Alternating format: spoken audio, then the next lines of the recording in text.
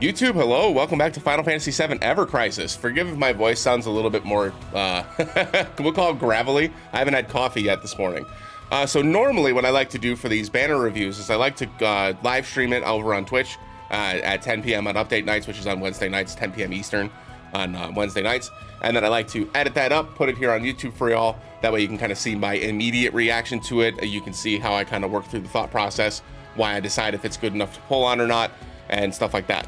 The reason why today I wanted to re-record and do something a little bit different for y'all for this specific banner was twofold.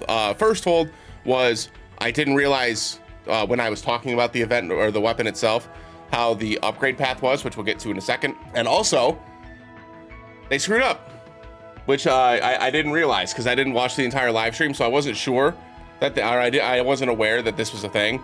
So one of the effects of the the outfit specifically, is not correct. It's supposed to be boost physical defense, boost magic defense, and instead it's boost HP. And so what they're planning on doing is they're planning on including the effect of boost physical defense and magic defense by 15%. And then they're also going to revise Tifa and Barrett's outfits so that way this doesn't become unbalanced, right? Which is wild. So we're gonna get to all that in a second. We'll get to that last. I'm gonna go over the banner really quickly. We're gonna skip over the aesthetics this time because I'm still gonna include some of my live stream here, so just so you can see some of my raw immediate reaction. But we're gonna start with Team Leader's Bamboo Sword. So it's a 330% magic water damage attack that gives a percentage increase in damage when she has a buff on, but also when Aerith is 50% HP or more, her water damage is increased and all allies' water damage is increased. This goes up to 1.2 when at OB1, 1.3 at OB6, and 1.4 at OB10, meaning this goes up to a full 740-ish% damage. I think it's 742% in an area of effect with water damage increase for your entire team, with great R abilities, great materia slots. This is a really great weapon on paper. The reason why I wanted to record this is because I didn't realize, you can see here it goes low to mid, and then OB1 is low to mid. Now I expected, much like the Barrett weapon, when it goes low to mid and then just high to high, that the OB6 upgrade was the high to high, because that makes sense. For whatever reason, last night I didn't check it until later.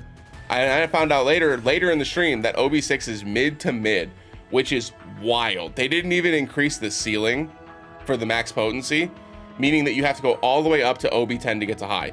So I'm gonna tell you right here that this is one of the most, if not the most predatory banners in this entire game. I have been very kind when it comes to Ever Crisis, just because I enjoy the game and I'm mostly free to play. So from my perspective, if I don't like a banner, I just skip it, right? I mean, not every banner is gonna hit. It is what it is, right? There's going to be banners that you don't like. There's going to be a lot of limited banners that you like or don't like, and you just have to make the decision whether or not you care about it enough, right? And you just move on, right? Like with the Barrett weapon, I have wind resist down options. I don't feel the need to pull down that, so I didn't pull on it. I got the one copy and I moved on, right? For this weapon in particular, and I want to call out another water weapon that does this as well. And those are the only two weapons that I'm aware of that actually have this, where they have an upgrade for the potency at OB10. The other one is Black Whiskers from Zack. It also has an additional upgrade when it goes from OB6 to OB10. And the reason why, and people were mad about it then, if I don't know, for folks who are watching who have just started recently playing the game, you may not know, Black Whiskers, the Zack sword, came out around Halloween. It came out and people were furious because it had a OB1 to OB6 to OB10 upgrade path. And when it got to OB10, it became a really powerful weapon. And then outside of that, it was just okay, right? It was good, not great, but it did a physical defense down, did water resist down. It was pretty good, right? It just wasn't fantastic. And then at OB10, it got a high water resist down. And all of a sudden you were like, okay, that's where the big stuff comes in, right? For this in particular, to have an AoE water damage increase, even a medium increase is pretty scalable throughout the entirety of the game. Like, unless they start giving us +5 buffs down the road, which they probably will eventually, but something like this will always have its place, even if the damage falls off, right? Which is why a weapon like this is pretty good, and this is why the Tifa banner was pretty good as well, right? Because anything that increases your stats is a weapon that can be used in some capacity for your team builds when you're building in the future, right? Regardless of the evolution of the game, regardless of any power scaling, power creep that they do, those type of weapons that provide supportive abilities typically have the better or the higher power level. So this is a very strong weapon. The reason why I call it predatory and the reason why I'm so upset about this banner is because Aerith and Tifa are two of the most limited characters in this game, right? Aerith has so many weapons that are fighting for her actual limited parts, and those weapons at OB6 generally are the full upgrades, right? They just get like a better heal, a better attack, right, at OB10, which those are fine, right? The one example that wasn't was the Bahamut Rod, where it went from a 70% to give your old team an ATB, less than 70% HP, or 90% if it's at OB10. That was also one that even if you go back and look at my review, I said just to ignore that because at the end of the day, that's a cool effect, but it ultimately was paled in comparison to the materia slots. Being able to AoE Asuna was the real power for Bahamut Rod, while also being able to give you a physical defense buff, a decent heal, a cure, extra heal boost materia slot. There was a lot of reasons to love the Bahamut Rod without the ATB boost. But even the ATB boost is a great effect, don't hear what I'm not saying, but like getting it up to OB10 was a pretty tall ask, right? So when it comes to this weapon, it's just, if it was on Matt, as an example, who does not have a limited weapon, and you were able to dedicate all of those weapon parts to this weapon to get it to OB10 after you pulled for like OB6, I could see it, right? I could at least forgive it. But the fact that this is on Aerith, who is competing so many limited weapons for weapon parts between Final Fantasy VI, Final Fantasy IX, Monster Hunter, the anniversary, the first anniversary, the New Year's banner, I'm missing a ton. Like the Rebirth event, right? Gambantane was a limited weapon. Now this Team Leader's Bamboo Sword. It's just, it's every single banner is just another limited weapon for Aerith. And so to have this weapon at OB10 is when the water damage increase actually gets to the high that you would expect. When, and this is the part that gets me, the reason why it bothers me is because limited weapons, or I'm sorry, featured weapons that go to OB6 go mid to high. This is a featured weapon. This is a weapon that you can pull from any single banner you pull on. You can put this on a wish list. You can pull it from ticket draws. It's available. You can get it right now. This one increases magic attack and increases wind damage for all allies. And it goes mid to high. Now at OB10, does it go high to high? No. Does the magic attack go high to high? No, it stays mid to high. Because it's a feature weapon, it's still very strong, right? But because this doesn't do damage, it doesn't matter, right? So instead of making the last upgrade for Aerith's Bamboo Sword be primarily and only focused on the damage, which is what they should have done, they instead elected to put the utility effect behind OB10, like an OB10 paywall. The good news here, just being optimistic, the good news here is that the stamp card is still great. So if you do have roughly 45,000 crystals saved up and you were saving for Aerith, you're very likely going to get this to OB10. Very likely. Just assuming that you have above average stamp luck, right? If you get all one stampers, then obviously you're going to have a bad time, right? But like generally speaking, if you've got about 45,000 crystals, you can typically get through both stamp cards, like the first two stamp cards with 45,000. It's worth it. It's very good. It's very good. We've got the guild battle coming up next week, which is water damage. So that's obviously going to be very, very helpful because it's also a magic weak water damage stage. So that's going to be very helpful. It's going to be almost necessary in those stages, which is obviously very important. And Aerith has a bunch of really great supportive weapons that pair very well with this, such as the Crimson Staff that just came out in January that increases your entire team's magic attack while also lowering the entire enemy team's magic defense and having buff debuff extension as a secondary effect, which allows you to keep all of your buffs and debuffs on for longer. It's a great weapon. It just sucks that it's got to be OB10, right? And so it just requires too much of a commitment. And again, I'm not going to go into too much more than this because I am going to include my live stream thoughts after this segment here, just so you can kind of, because I prefer that method of doing these videos. I like to have everybody see my like immediate reaction to this because I like to try to be positive about most of the banners. I think there's enough negativity on the internet. I try to at least have a little bit of optimism.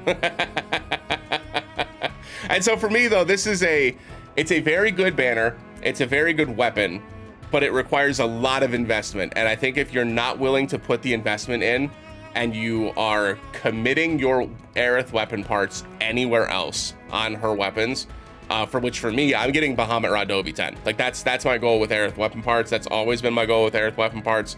So this cannot have my weapon parts. And since I can't get it to OB10, it's almost not worth pulling. Now, I did pull, full disclosure, because my water damage is awful. It's so bad. And this would actually help my water damage quite a bit. So I did pull. I am going to get the outfit. I think I'm 2 stamps away at this point, which I should get enough crystals before this event ends to be able to pull on this a couple more times, because I still haven't done the Crisis Core chapter yet. So I should be able to get the outfit. And then for the outfit, I initially was pretty disparaging because I said boost HP is, you know, not great for a limited outfit like this, especially when the other 2 banners got physical defense and magic defense. Now that we know that that was a mistake and it's going to have physical defense and magic defense, now this outfit's great. It's just great, just flat out great. If it continues to have the boost HP, cool. Is it necessary? Not really, right? Aerith has a lot of boost HP weapons, and a lot of the sub weapons that she's going to want to put into her build have boost HP anyways. And so that extra 10 points isn't going to do a lot for you at the end of the day, which is why all of the old banners that had boost 10 HP got updated to boost 15, because it gets you to at least that level 3 break and that 30% increase, which is a big deal versus the 15%. But ultimately, if they keep it in there and it's just extra HP, cool. It's, you know, it's neither here nor there for me. It's the physical defense and magic defense make this definitely a very, very good outfit. And obviously she gets the Arcanum as well. I don't know, it's very good, right? It's very good. It's obviously makes her 740% at OB10, makes that damage very, very high, which is obviously very awesome, right? Because water damage has been locked behind bunny gloves and limited weapons essentially since what? Since bunny gloves released. Because the other good water damage weapons are Stream Slasher, which is limited, Tranquility, which is limited, Edgar's Coiled Blade, which is limited, and Tempest, which is a debuffing weapon at the end of the day. So it's nice to have another option. It sucks that it's limited again. This is almost as bad as Lightning. It's not quite as bad as Lightning, but it's getting to that point. There's not a lot of great sub weapons for water, which is probably why they're rerunning this this critical hunt, because the sub weapons that give magic attack and water potency from that event are still used in some builds today. So it's definitely pretty tough. A lot of the water sub weapons already have boost HP and boost water potency, and then the new event weapon that they added to this event is also HP and water potency. So, which makes it great for like generic builds, but we already have a bunch of HP and water potency options for water, so it's a bit of a bummer, but it's there. So other than that, like I said, I wanted to jump on and just, you know, talk to y'all about my post thoughts before I start editing the stream. And yeah, obviously when they said during that little notice that they're going to be updating the Aerith, or I'm sorry, the Barret and Tifa outfits. So keep an eye on that. These banners are only out for 2 more weeks. I get the feeling they're probably going to extend the banners because of this. It just seems kind of likely to me that they're going to extend the banners for this. I don't know what's going to happen, but just stay tuned. Keep an eye on your notices. If I end up catching it while I'm live streaming or anything, I'll just post another update here on YouTube. And yeah, appreciate y'all watching. Hope you all enjoying the videos. Thank you so much for being here and the support. If you haven't already, make sure you like the video, comment, and subscribe. Like I said, I am going to stitch in my live stream thoughts here. For folks that aren't interested, that's absolutely fine. You're more than welcome to you know, dip out and, you know, let me know your thoughts, man. Let me know what you're feeling about these banners. These obviously we're pretty exhausted by limited banners. I do think we're going to see a featured banner or 2 before the Final Fantasy VI rerun in June, but I could be wrong. They could just go back to back to back to back to back to back to back limited banners, and you know, we'll see what happens then. But I appreciate y'all watching. Hope y'all enjoy the rest of the video, and we'll see you in the next one. New draw.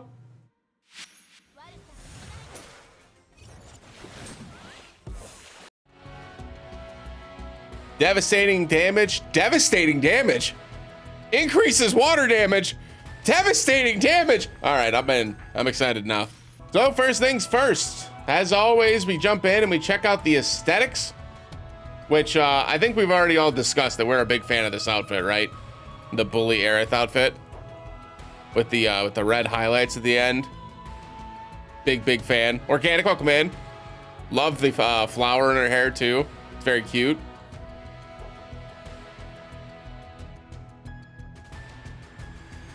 Bamboo stick weapon's pretty cool looking. Love the accessories on here as well. I think that this skirt, we'll call it a skirt, looks great. Got little stars on her shoes. Yeah, it's cute, man. Looks good. Looks good.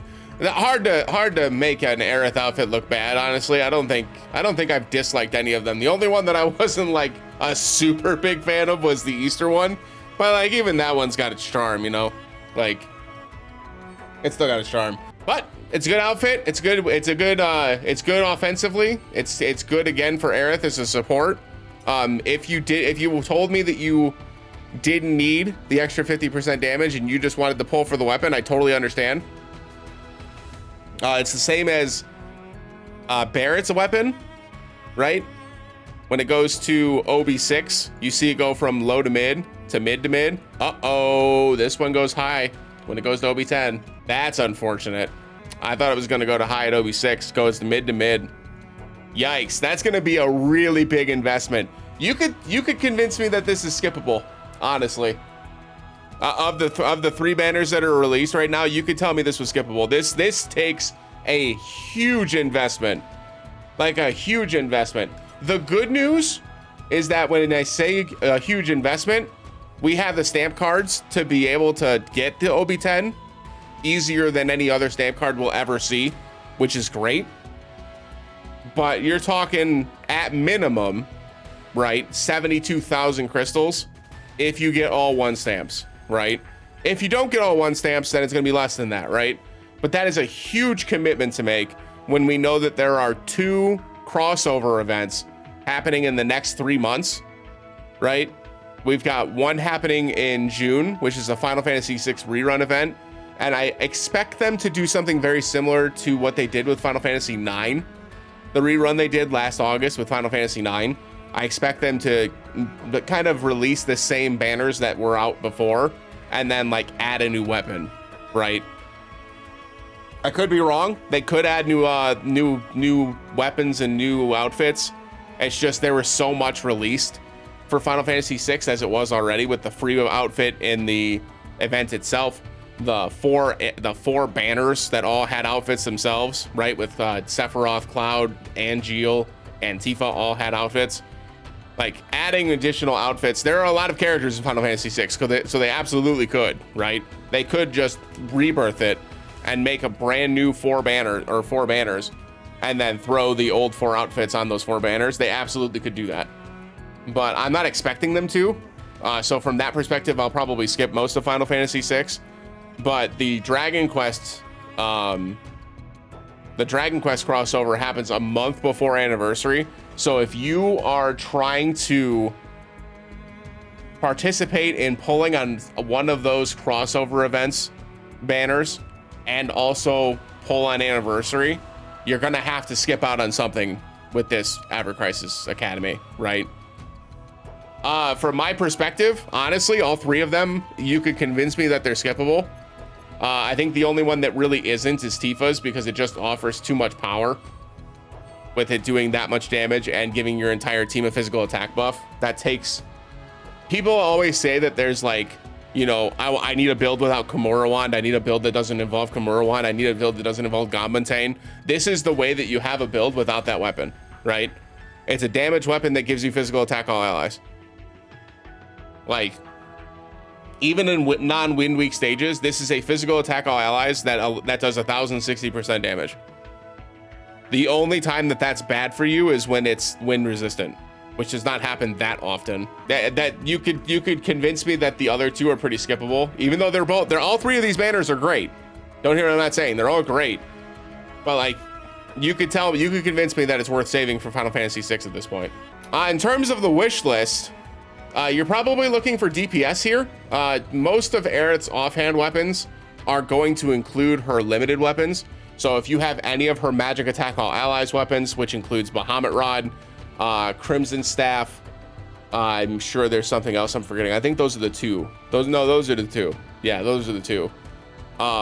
Those are both really great options. Obviously, if you've already got those, you don't need to put any type of offhand weapon onto your wish list, right? Because you already have a good offhand weapon. Crimson Wand makes for a great offhand weapon. Not only does it increase your entire team's magic attack, it lowers the entire enemy team's magic defense. And then after that, when the diamond's full, you'll have full magic attack. Enemy will have completely lowered magic defense, and you can just go all in on your water damage at that point, which is great. So in terms of the offhand weapons for Aerith, I would look at things that either buff her water damage to greater heights, or, which I think is a little bit more important, I would increase her buff debuff extension. My immediate thought is Citric Wand, which does the rest of the magic attack that you would need to get to that level 7 break, and gives you 26 points of buff debuff extension, which increases your buff by 120%. This will make your water damage buffs last longer. This will make your magic attack and magic defense debuffs and buffs last longer, right? And that allows her to focus on dealing damage, which is very important. Obviously, you'd like her to also be able to do damage, not just, you know, keep her buffs and debuffs on, but it's okay for your support character to have a really strong water attack and focus on keeping the buffs and debuffs on, right? So that's how I would play it personally. I would keep the buff debuff extension weapon in the backhand, and then I would just include any type of water potency weapons that are not on your DPS characters, or any magic ability potency weapons that are not on your DPS characters. So when you're looking down the list, there aren't a ton of options that have water potency included, as you can see here. One that comes to mind is Green Megaphone, but you may be using this for water resist down, but this is a good offhand weapon as well. She doesn't really need the magic attack, which is where things get a little awkward. You also have the Tempest, but that's physical attack, so that's not really going to work. Serpent Eater is HP and water potency with a higher magic attack stat, so this would actually pair, I hesitate to say, well with her costume, because it doesn't actually get you to the 35-point break, but it does get you to the 25-point break at OB10, so that's cool. You know, 2 points would have gotten you there too, but you know, at least you get 10 from the outfit. In terms of the other water weapons, Orthodox Raven is also HP and water potency with the higher magic attack stat, so this is a good option as well. Glenn has a HP and water potency weapon. Are you seeing why I'm upset about HP being on the outfit, by the way? Another HP and water potency sub weapon available. Red 13 has a attack and water potency weapon, which is pretty good. Odds are your Tifa build probably wasn't already using this. If you had Tifa's water build, you probably weren't using this, because Tifa's feathered gloves have 62 attack on the gloves. So you probably weren't using this in the offhand. So this is a good option to increase some of her attack with her water potency. Obviously, feathered gloves is a good option. Gives you attack and water potency. And you're likely not using this anymore with Tifa. So this would make for a really good sub weapon if you don't have this at OB10. Bunny gloves you're probably using, but if you're not using it, these are, you know, they're here. One I think is probably going to fly under the radar that I'm going to include on my wish list is Grand Gloves, believe it or not, because it gives boost heal, which is great for Aerith, and 52 points of water potency. So that 26 points plus the 39 that she gets from her main weapon gets her up to that 100% break that I like very much, while also giving her an additional 30% heal, which is good. So that's actually the second thing that I would include on this wish list.